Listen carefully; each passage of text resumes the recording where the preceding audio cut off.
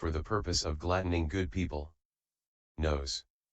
1. The word Dhamma, perhaps the most important and frequently used of Pali words, has no single equivalent in English because no English word has both a generalization so wide and loose as the word Dhamma in its widest sense, which includes everything that can be known or thought of in any way, and at the same time an ability to be, as it were, focused in a set of well-defined specific uses.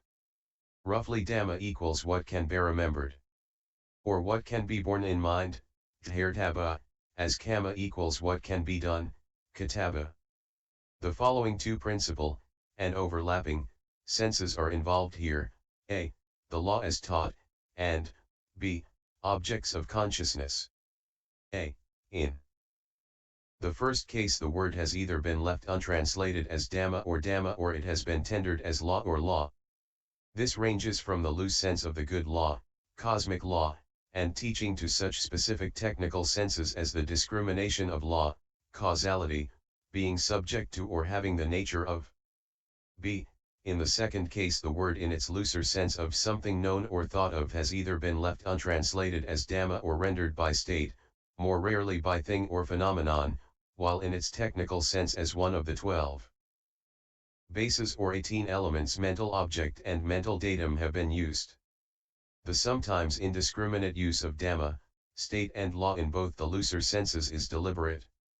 The English words have been reserved as far as possible for rendering Dhamma, except that state has sometimes been used to render bhava, etc., in the sense of ness. Other subsidiary meanings of a non-technical nature have occasionally been otherwise rendered according to context. In order to avoid muddle it is necessary to distinguish renderings of the word Dhamma and renderings of the words used to define it. The word itself is a gerundive of the verb dharti, causative dharati, to bear, and so is the literal equivalent of quality that is to be borne. But since the grammatical meanings of the two words dharti, to bear, and dhati, to put or sort out, whence dhatu, element, sometimes coalesce, it often comes very close to dhatu, but see 8n68 and 11.104. If it is asked, what bears the qualities to be born? A correct answer here would probably be that it is the event, samaya, as stated in the Dhamma 1, etc., in which the various dhammas listed there arise and are present, variously related to each other. The word dhamman, thing qualified or bearer of what is to be born, is a late introduction as a logical term, perhaps first used in Pali by Visam CP 534. As to the definitions of the word, there are several. At DAI 99 four meanings are given: moral, meritorious, special quality, kyoa, preaching of the law, dasana, scripture, pariyatti, and no living being ness, nisadatta. Four meanings are also given at DHSA 38. Scripture, pariyatti, cause, of effect, as law, hichu, moral, meritorious, special quality, kyoa, and naliving being ness and soullessness, nisattanijivita. A wider definition is given at MAI 17, where the following meanings are distinguished: scriptural mastery, pariyatti, A386, truth, sakka, Ven 12, concentration, samadhi, D254, understanding, punna, JAI 280, nature, pakati, MI 162, individual essence, sabhava, DHS1, voidness, sunnata, DHS 25, merit, punna, SI 82, offense, apati, Ven 3 187, what is knowable. Naya, Payas 2 194, and so on, see also 8 and 68. 2. Absolute confidence is the confidence afforded by the noble path. Development of the recollection comes to success in him who has that, not in any other, Visam 181. Absolute confidence is a constituent of the first three factors of stream entry, CSV 196. 3. Cf. Derivation of the word Arya, noble, at MAI 21. For because of the words, also all dhammas of the three planes are sense desires, kamma, in the sense of being desirable, kammanaya, cf. nid I1, sabipai kame vakara dhamma, sabipai rupavakara dhamma, sabipai rupavakara dhamma, kammanyohana, kamma, greed for becoming is sense desire clinging, visum mh 184. C 12.72. For the way to the Brahma world cm 2 194-96, 207f.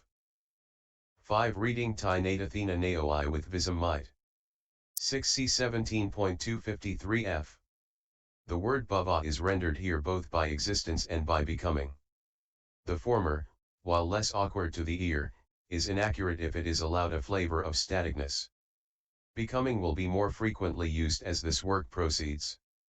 Loosely the two senses tend to merge. But technically, existence should perhaps be used only for a theta, which signifies the momentary existence of a Dhamma possessed of the three instants of arising, presence, and dissolution. Becoming then signifies the continuous flow or flux of such triple instant moments, and it occurs in three main modes: sensual, fine material, and immaterial. For remarks on the words being and essence C8 and 68. 7 is not unobstructed knowledge, anavaro aneo. Different from omniscient knowledge, sabanutneo. Otherwise the words 6 kinds of knowledge unshared by disciples, payas I3, would be contradicted. Note, the 6 kinds are, knowledge of what faculties prevail in beings, knowledge of the inclinations and tendencies of beings, knowledge of the twin marvel, knowledge of the attainment of the great compassion, omniscient knowledge and unobstructed knowledge, see payas I 133. There is no contradiction, because two ways in which a single kind of knowledge's objective field occurs are described for the purpose of showing by means of this difference how it is not shared by others. It is only one kind of knowledge, but it is called omniscient knowledge because its objective field consists of formed, unformed, and conventional samyuti, i.e. conceptual dhammas without remainder, and it is called unobstructed knowledge because of its unrestricted access to the objective field, because of absence of obstruction. And it is said accordingly in the Paisamhita, it knows all the formed and the unformed without remainder, thus it is omniscient knowledge. It has no obstruction therein, thus it is unobstructed knowledge, payas I 131, and so on. So they are not different kinds of knowledge. And there must be no reservation, otherwise it would follow that omniscient and unobstructed knowledge had obstructions and did not make all dhammas its object. There is not in fact a minimal obstruction to the Blessed One's knowledge, and if his unobstructed knowledge did not have all dhammas as its object, there would be presence of obstruction where it did not occur, and so it would not be unobstructed. Or alternatively, even if we suppose that they are different, still it is omniscient knowledge itself that is intended as unhindered, since it is that which occurs unhindered universally. And it is by his attainment of that that the Blessed One is known as omniscient, all-seer, fully enlightened, not because of awareness, avabodha, of every Dhamma at once, simultaneously, cm 2 127. And it is said accordingly in the Paisamhita, this is a name derived from the final liberation of the enlightened ones, the Blessed Ones, together with the acquisition of omniscient knowledge at the root of the enlightenment tree. This name Buddha is a designation based on realization, payas I 174. For the ability in the Blessed One's continuity to penetrate all dhammas without exception was due to his having completely attained to knowledge capable of becoming aware of all dhammas. Here it may be asked, but how then? When this knowledge occurs, does it do so with respect to every field simultaneously, or successively? For firstly, if it occurs simultaneously with respect to every objective field, then with the simultaneous appearance of formed dhammas classed as past, future and present, internal and external, etc., and of unformed and conventional, conceptual, dhammas, there would be no awareness of contrast, pabhaga, as happens in one who looks at a painted canvas from a distance.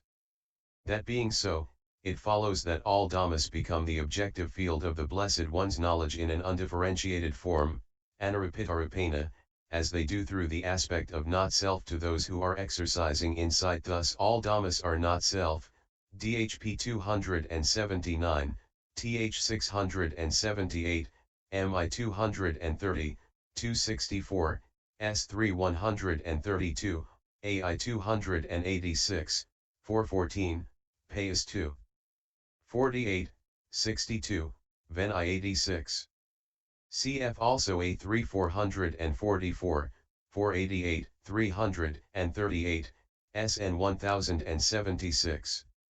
And those do not escape this difficulty who say that the enlightened one's knowledge occurs with the characteristic of presence of all knowable dhammas as its objective field, devoid of discriminative thinking, vikaparahita, and universal in time, sabakala, and that is why they are called all-seeing and why it is said, the Naga is concentrated walking and he is concentrated standing. They do not escape the difficulty since the Blessed One's knowledge would then have only a partial objective field, because, by having the characteristic of presence as its object, past, future and conventional dhammas, which lack that characteristic, would be absent. So it is wrong to say that it occurs simultaneously with respect to every objective field. Then secondly, if we say that it occurs successively with respect to every objective field, that is wrong too. For when the knowable, classed in the many different ways according to birth, place, individual essence, etc., and direction, place, time, etc., is apprehended successively, then penetration without remainder is not effected since the knowable is infinite. And those are wrong too who say that the Blessed One is all-seeing owing to his doing his defining by taking one part of the knowable as that actually experienced, pakakha, and deciding that the rest is the same because of the unequivocalness of its meaning, and that such knowledge is not inferential, anumanika, since it is free from doubt, because it is what is doubtfully discovered that is meant by inferential knowledge in the world. And they are wrong because there is no such defining by taking one part of the knowable as that actually experienced and deciding that the rest is the same because of the unequivocalness of its meaning, without making all of it actually experienced. For then that rest is not actually experienced, and if it were actually experienced, it would no longer be the rest. All that is no argument. Why not? Because this is not a field for ratiocination, for the Blessed One has said this, the objective field of enlightened ones is unthinkable, it cannot be thought out, anyone who tried to think it out would reap madness and frustration, A280. The agreed explanation here is this, whatever the Blessed One wants to know, either entirely or partially, there his knowledge occurs as actual experience because it does so without hindrance. And it has constant concentration because of the absence of distraction. And it cannot occur in association with wishing of a kind that is due to absence from the objective field of something that he wants to know. There can be no exception to this because of the words, all dhammas are available to the adverting of the enlightened one, the Blessed One, are available at his wish, are available to his attention, are available to his thought, payas 2 195. And the Blessed One's knowledge that has the past and future as its objective field is entirely actual experience since it is devoid of assumption based on inference, tradition, or conjecture. And yet, even in that case, suppose he wanted to know the whole in its entirety, then would his knowledge not occur without differentiation in the whole objective field simultaneously? And so there would still be no getting out of that difficulty? That is not so, because of its purifiedness. Because the enlightened one's objective field is purified and it is unthinkable. Otherwise there would be no unthinkableness in the knowledge of the enlightened one, the Blessed One, if it occurred in the same way as that of ordinary people. So, although it occurs with all dhammas as its object, it nevertheless does so making those dhammas quite clearly defined, as though it had a single dhamma as its object. This is what is unthinkable here. There is as much knowledge as there is knowable, there is as much knowable as there is knowledge, the knowledge is limited by the knowable is limited by the knowledge, payas 2L95. So he is fully enlightened because he has rightly and by himself discovered all Dhammas together and separately, simultaneously, and successively, according to his wish, viz. MH 190-91. 8. A possessor of the seven has faith, conscience, shame, learning, energy, mindfulness, and understanding, CD 3252. Pet traces Saddhamma, as the true Dhamma, etc., to Sant plus Dhamma, but it is as likely traceable to Srad plus Dhamma equals, good ground, for the placing of faith, Saddha. 9. Here the Master's possession of vision shows the greatness of understanding, and his possession of conduct the greatness of his compassion. It was through understanding that the Blessed One reached the kingdom of the Dhamma, and through compassion that he became the bestower of the Dhamma. It was through understanding that he felt revulsion for the round of rebirths, and through compassion that he bore it. It was through understanding that he fully understood others' suffering, and through compassion that he undertook to counteract it. It was through understanding that he was brought face to face with Nibbana, and through compassion that he attained it. It was through understanding that he himself crossed over, and through compassion that he brought others across. It was through understanding that he perfected the enlightened one's state, and through compassion that he perfected the enlightened one's task. Or it was through compassion that he faced the round of rebirths as a bodhisattva, and through understanding that he took no delight in it. Likewise it was through compassion that he practiced non-cruelty to others, and through understanding that he was himself fearless of others. It was through compassion that he protected others to protect himself, and through understanding that he protected himself to protect others. Likewise it was through compassion that he did not torment others, and through understanding that he did not torment himself. So of the four types of persons, beginning with the one who practices for his own welfare, A296, he perfected the fourth and best type. Likewise it was through compassion that he became the world's helper, and through understanding that he became his own helper. It was through compassion that he had humility as a bodhisattva, and through understanding that he had dignity as a Buddha. Likewise it was through compassion that he helped all beings as a father, while owing to the understanding associated with it his mind remained detached from them all, and it was through understanding that his mind remained detached from all dhammas, while owing to the compassion associated with it, that he was helpful to all beings. For just as the Blessed One's compassion was devoid of sentimental affection or sorrow, so his understanding was free from the thoughts of I and mine, viz. MH 192-93. 10. The following renderings have been adopted for the most widely used epithets for the Buddha. Tathagata, Perfect One, for definition see MAI 45F. Bhagavant, Blessed One, Shugata, Sublime One. These renderings do not pretend to literalness. Attempts to be literal here are apt to produce a bizarre or quaint effect, and for that very reason fail to render what is in the Pali.